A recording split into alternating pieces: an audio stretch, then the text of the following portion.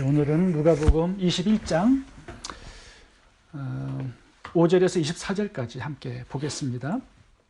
내일까지 이 종말장이 계속 이어지는데요. 오늘은 이 재림의 징조에 대해서 살펴보고, 내일은 예수님의 이 재림을 어떻게 준비해야 될지 성도들의 자세를 함께 살펴보도록 하겠습니다.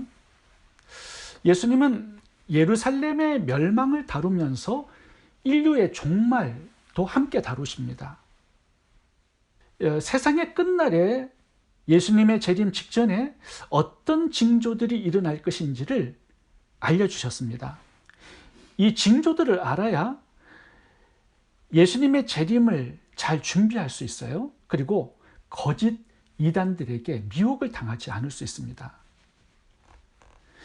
지난번에 담임 선교회에서 1992년 10월 28일 날 주님의 재림한다고 상당히 많은 성도들이 미혹을 당했습니다. 집도 팔아서 헌금하는 사람도 있었고요. 학교도 그만두고 직장도 그만두고 이 담임 선교회에서 운영하는 기도원으로 다 올라갑니다. 그래서 합숙 생활을 하면서 주님의 재림을 기다렸어요. 근데 주님은 재림하지 않았습니다. 왜 재림하지 않았는가? 재림의 징조가 없었기 때문입니다. 누가복음 21장에 예수님께서 말씀하신 이 말세의 징조만 바로 알아도 거짓에 미혹당하지 않을 수 있습니다. 그러니까 말씀을 모르니까 미혹을 당하는 것입니다. 그래서 예수님께서는 미리 예수님의 재림 직전에 어떤 징조들이 있을 것인지를 우리들에게 5가지로 분명히 오늘 본문에서 말씀해 주셨습니다. 세상 끝날 어떤 징조들이 있을지 함께 살펴보도록 하겠습니다. 첫 번째 징조는 예루살렘의 멸망입니다. 6절을 보겠습니다. 너희 보는 이것들이 날이 이르면 돌 하나도 돌 위에 남지 않고 다 무너뜨리우리라. 주 70년에 예수님께서 예언하신 대로 예루살렘 성전이 파괴되었습니다. 로마의 티토 장군이 이끄는 군대가 예루살렘을 침공해서 5년 동안 포위를 해서 사람들을 굶겨 죽이는 전략을 썼습니다. 나중에는 성 안으로 들어가지요. 그래서 불을 지르고 사람들을 죽이고 예루살렘 성전을 파괴했습니다. 성전 안에 금이 있다라는 소문을 듣고 돌 하나도 남김없이 전부 다 무너뜨렸습니다. 그러니까 철저하게 예루살렘이 파괴된 것이죠. 그런데 주 70년에 일어났던 동일한 예루살렘의 멸망이 예수님의 재림 직전에도 한 번 더 있을 것이다 라고 말씀하고 있습니다. 지금 이스라엘이라는 나라가 독립해서 있습니다. 2000년 동안 나라를 잃어버렸던 민족이 1948년 독립을 했죠. 그런데 성전은 아직 세우지를 못했습니다. 성전을 세우지 않은 것이 아니라 못했습니다. 왜냐하면 예루살렘이 파괴된 그 자리에는요, 지금 이슬람 성전이 들어와 있어요. 모스크 사원이 들어와 있기 때문에 그걸 허물고는 성전을 지을 수 없습니다. 중동 전쟁이 일어나니까요. 마음은 간절히 사모하는 마음이 크지만 성전을 지을 수가 없습니다. 그런데 유대인들이 뭐라고 하냐면, 지금 원래 솔로몬 성전이 있던 그 자리는, 예루살렘 성전이 있던 그 자리는 지금 모스크 사원이 있는 그 자리가 아니라 그 옆에 자리라고 말합니다. 그래서 그 옆에다가 예루살렘 성전을 지을 수 있는 준비를 완벽하게 끝났습니다. 언젠가는 지을 거예요. 지금 메시아를 기다리고 있습니다, 유대인들이. 근데 나중에 예수님 재림 직전에 적그리스도가 나타나죠.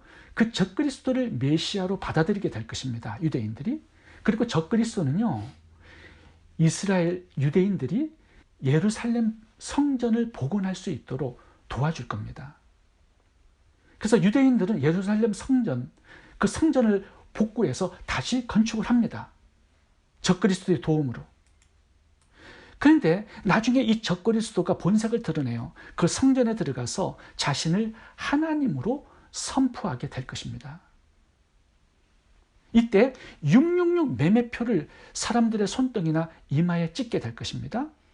그리고 적그리스도를 신으로 경배하지 않는 자들은 다 죽입니다. 그 시점이 주님의 재림 3년 반을 남긴 시점이라고 요한계시록에서 말씀하고 있습니다. 이때부터 유대인들이 속았다라는 것을 알게 되죠. 그리고 적그리스도의 원수가 됩니다. 그래서 이제 적그리스도는 자신의 군대를 동원해서 이스라엘을 침공하게 되고요. 결국 그 성전은 AD 70년에 티토 장군에 의해서 파괴되었듯이 적그리스도의 군대에 의해서 다시 한번 파괴될 것입니다. 이것이 예수님의 재림의 징조입니다. 두 번째 징조는 전쟁입니다. 9절과 10절을 읽겠습니다. 난리와 소란의 소문을 들을 때 두려워 말라. 이 일이 먼저 있어야 하되 끝은 곧 되지 아니하리라. 또 이르시되 민족이 민족을 나라가 나라를 대적하여 일어나겠고, 예수님의 재림 직전에 또 하나의 징조는 계속되는 전쟁이라고 말씀하고 있습니다. 그런데 마태복음 24장을 보시면요, 이것은 시작점이래요. 종말의 시작점이지 끝이 아니에요. 제가 탄자니아에 선교사로 있을 때요, 르완다에서 전쟁이 일어났습니다. 그래서 제가 르완다를 들어갔어요. 구호물자를 나눠주기 위해서. 후투와 투치 부족 간의 전쟁이 있었는데요, 그때 전체가 800만 명의 인구 중에 100만 명이 죽었습니다. 엄청난 전쟁이 일어난 거예요. 제가 있을 때도요, 케냐에도 전쟁이 일어났습니다. 끼꾸유 부족과 루오 부족의 전쟁이었어요. 수단에는 내전이 일어났었습니다. 소말리아 전쟁이 일어났었어요. 꼬트 디보라에 내전이 일어났고요. 차드에도 전쟁이 있었습니다. 지금도 아프리카에 수많은 부족 전쟁이 일어나고 있습니다. 세르비아 코소보 전쟁이 있었죠. 아프가니스탄 전쟁이 있었죠. 레바논 전쟁이 있었고요. 2008년도에 이스라엘과 팔레스타인 가자 지역의 전쟁이 있었습니다. 2011년 리비아 전쟁, 2011년 시리아 전쟁, 2014년 돈바스 전쟁, 2015년 예멘 전쟁, 2022년 지금 우크라이나, 러시아가 전쟁을 하고 있습니다. 수많은 전쟁이 일어나죠. 그런데 예수님의 재림 직전에는 이 전쟁이 더 강력해지고 더 많아질 것입니다. 지금 우크라이나, 러시아가 전쟁을 하고 있는데 여러 나라에서 지원병이 들어와 가지고 동참해서 함께 싸우고 있습니다. 앞으로 이 전쟁이 3차 대전 핵전쟁으로 이어질 가능성이 있을지는 모르겠습니다만, 이 전쟁이 계속 강화될 것입니다. 그게 예수님의 재림 징조입니다. 세 번째 징조는 지진과 기근과 온역입니다. 11절을 읽겠습니다. 첫째에 큰 지진과 기근과 온역이 있겠고, 또 무서운 일과 하늘로서 큰 징조들이 있으리라. 전쟁도 많아질 뿐 아니라요, 지진이 첫째 큰 지진이라고 말씀합니다. 지금까지는 작은 지진들이에요, 이것은. 근데 앞으로는 지진의 강도가 굉장히 세질 겁니다. 횟수도 많아질 것입니다. 지금 세계 곳곳에 화산이 터지고 있죠. 지진도 더 강해지고 많아지고 있습니다. 쓰나미, 허리케인도 많아지죠. 강도가 점점 강해집니다, 예전보다. 식량도 점점 부족해질 것입니다. 온역도 많아질 것입니다. 지금 우리가 2년 넘게 지금 코로나로 고생을 하고 있죠. 온역은 이것으로 끝나지 않습니다. 더 강력한 전염병들이 나타나게 될 것입니다. 전 세계적으로 확산될 것입니다. 이것이 종말의 징조이고 예수님 재림의 징조입니다. 네 번째는 핵전쟁입니다. 11절을 보세요. 여기에 무서운 일과 하늘로서 큰 징조들이 있으리라. 이 무서운 일이 무엇일까요? 핵전쟁입니다. 하늘에서 나오는 큰 징조들은 무엇일까요? 이제 핵전쟁으로 인한 그 결과들, 피해들이 하늘에서 나오는 큰 징조들이 될 것입니다. 마태복음 24장에 보시면 예수님께서 종말에 대한 자세한 내용들을 알려주셨는데요. 거기 보시면요, 해, 달, 별이 빛을 잃어버릴 것이다 라고 말씀합니다. 어두워질 것이래요. 계시록에 보면 이 해달 별들이 핏빛으로 변할 것이다 이렇게 말씀합니다. 마태복음 24장 종말장에 보면요, 그날 환난 후에 즉시 해가 어두워지며 달이 빛을 내지 아니하며 별들이 하늘에서 떨어지며 하늘의 권능들이 흔들리리라. 그때 그 환난 후 해가 어두워지면, 여기 보시면 더라는 단어를 써서 그 환난 후에 천체에 어떤 변화가 올 것이다 라고 말씀하고 있어요. 그 환난은 뭘까요? 핵전쟁이에요. 계시록에 보면은요, 유브라데 전쟁이 나옵니다. 그리고 아마겟돈 전쟁이 따라 나와요. 근데 그 유브라데 전쟁이 어떤 특징을 가진 전쟁이냐 하면요, 전 세계의 3분의 1을 다 죽여요. 바다에 있는 생물의 3분의 1, 자연에 있는 생물의 3분의 1, 사람의 3분의 1을 죽여버리는 전쟁입니다. 계시록 9장 14절 15절을 제가 읽어보겠습니다. 나팔 가진 여섯째 천사가 말하기를 큰 강 유브라데에 결박한 천사들을 놓아주라 하매, 15절, 내 천사가 놓였으니 그들은 그 년 월 일 시에 이르러 사람 3분의 1을 죽이기로 예비한 자이더라. 지금 유브라데 강을 중심으로 해서 전쟁이 일어납니다. 근데 그 전쟁에 사람 3분의 1이 죽어요. 이게 핵전쟁으로 인한 죽임입니다. 지금 73억의 인구가 살고 있는데요, 한 25억 가까이 죽는 거예요. 어마어마한 죽음이 따라옵니다. 이게 무서운 일입니다. 이 핵전쟁이 일어나면요, 거기에서 불과 연기가 나옵니다. 방사선이 나옵니다. 그 파괴력이 엄청납니다.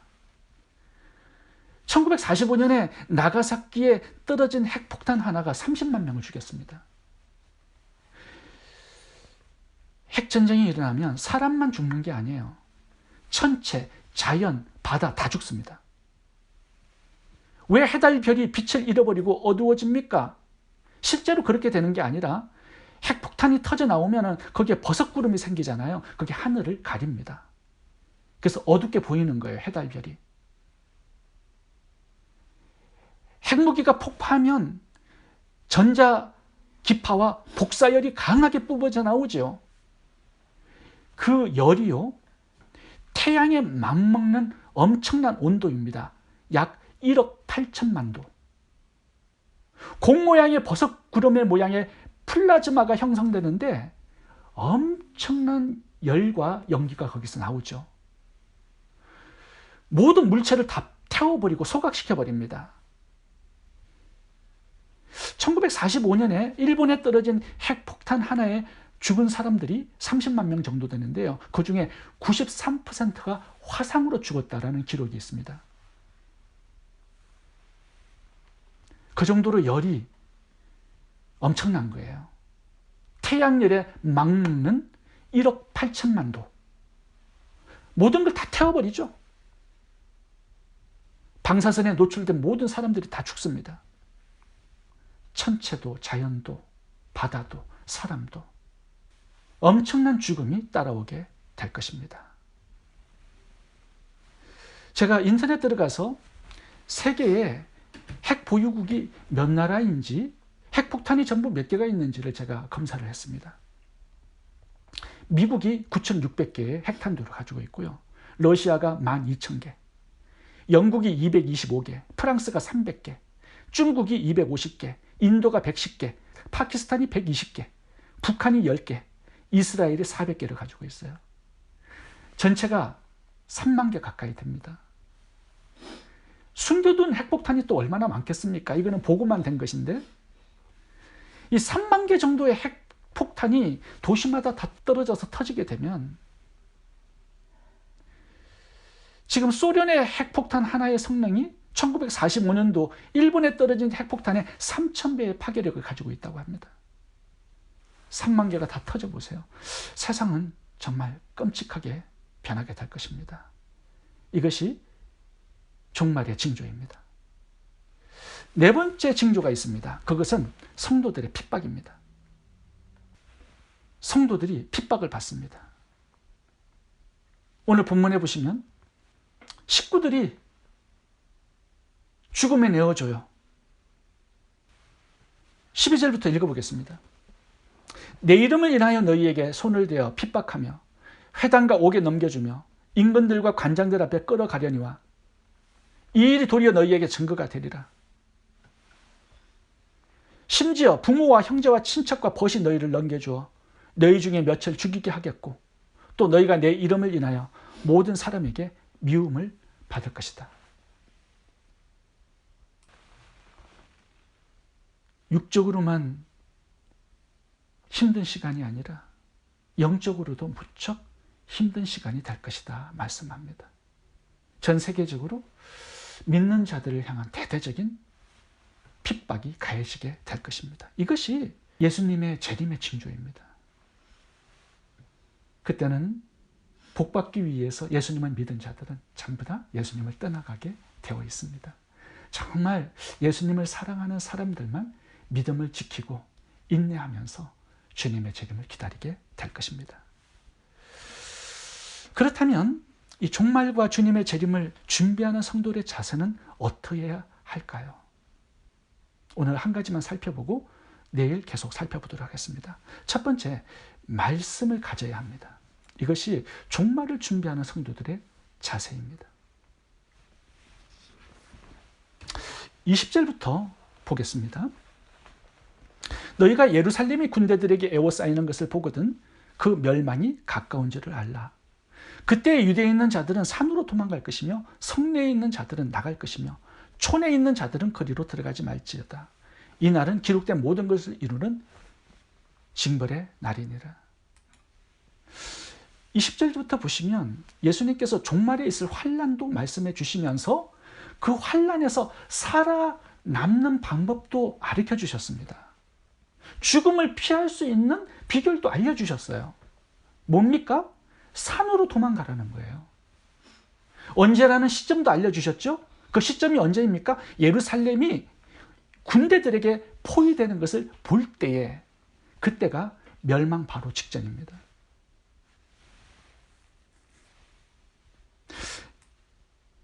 AD 70년에 로마 군대가 예루살렘을 침공했습니다. 그리고 5년간 포위를 해서 굶겨 죽는 작전을 썼어요. 근데 예수님의 말씀을 기억하는 사람들이 있었습니다. 그래서 군대들이 이제 진을 치고 포위를 시작할 때 그 옆에 있는 페트라 산으로 도망가서 살아남은 사람들이 많이 있습니다. 그때 예수님의 말씀을 무시해서 성 안에 거한 사람들은요 110만 명이 죽었습니다.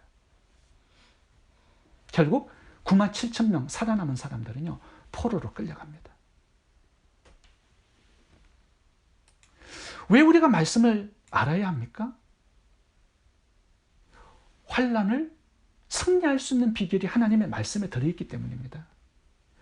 환난이 말씀이 없는 자에게는 진짜 큰 환난이 되고요. 환난에서도 하나님의 긍휼을 덧입는 사람들은 하나님의 말씀을 가진 자들입니다. 하나님의 말씀에 순종하는 자들은요 환난을 피하고 살아남게 되어 있습니다. 또 하나 말씀이 필요한 이유가 있습니다. 육적으로도 살아야 하지만 영적으로도 우리가 살아야 하기 때문입니다. 이 환난은요 8절부터 나오는 예수님의 경고를 보면 영적인 환난도 함께 따라옵니다. 거짓 선지자들과 거짓 그리스도들이 판치는 세상이 될 것이다라고 말씀합니다. 그래서 미혹을 당하지 말라라는 경고를 주고 있습니다. 마태복음 24장을 보시면요, 이 종말장에 환난보다 더 많이 강조하는 단어가 뭐냐면 미혹을 당하지 말라는 거예요. 거짓 선지자들과 거짓 그리스도들을 조심할 것을 당부하고 있습니다. 왜요? 믿음을 지키기가 너무 어려워요, 그때는. 왜냐하면 거짓 선지자들이 기적과 이적을 가지고 할 수만 있으면 성도들의 믿음을 빼앗아 가기 위해서 엄청난 미혹을 가르치게 될 것이라고 말씀합니다. 전부 다 미혹을 따라가요. 속게 될 것이다 라고 말씀합니다. 그런데 그때도 살아남을 수 있는 사람들은 어떤 사람이냐? 말씀을 가진 사람이라 말씀하는 거죠. 우리가 육적으로 죽으면 큰 손해는 없습니다. 육만 죽기 때문에. 근데 영적으로 죽잖아요. 그거는 영원한 죽음이기 때문에 정말 큰 손해입니다. 그래서 우리가 영적으로 살기 위해서는요, 하나님의 말씀을, 이 진리를 환난에서도 가지고 있어야 합니다. 우리가 주님의 재림에 미혹당하지 않기 위해서 우리가 반드시 기억해야 할 성경 구절이 있습니다. 오늘 그것을 살펴보고 마치도록 하겠습니다. 제가 마태복음 24장 4절부터 읽어보고요, 마무리하도록 하겠습니다. 예수께서 대답하여 이르시되 너희가 사람의 미혹을 받지 않도록 주의하라. 지금 종말장을 시작하면서 계속 미혹 이야기를 5번이나 반복해서 하십니다. 5절, 많은 사람이 내 이름으로 와서 이르되 나는 그리스도라 하여 많은 사람을 미혹하리라.